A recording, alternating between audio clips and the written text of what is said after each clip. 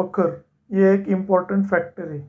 इसमें हमें शूरवीर लोगों की शौर्यता, इम्पोर्टेंट हिस्टोरिकल इवेंट्स, महान लोगों की बायोग्राफी इसके बारे में पढ़ने मिलता है।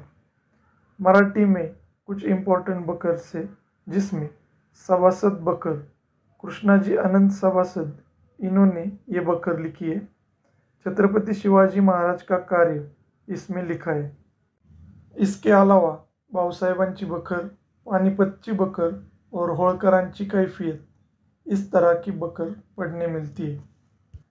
बकर के कुछ प्रकार है जैसे कि बायोग्राफीज ऑफ किंग्स मतलब राजाओं का जीवन परिचय, डायनेस्टिक हिस्ट्री मतलब राजवंश का इतिहास, डिस्क्रिप्शंस ऑफ इवेंट्स मतलब किसी खास घटना का वर्णन, हिस्ट्री ऑफ सेक्ट यानी कि किसी खास धर्म या संप्रदाय का इतिहास, ऑटोबायोग्राफीज यानी कि इंसान की अपनी कहानी, रिगार्डिंग ग्रेवियंस मतलब किसी की शिकायत के बारे में, बेस्ड ऑन माइथोलॉजीज मतलब धार्मिक कथाओं पर आधारित, और स्टेट एडमिनिस्ट्रेशन बाय किंग यानी किसी राजा के राज्य चलाने का तरीका।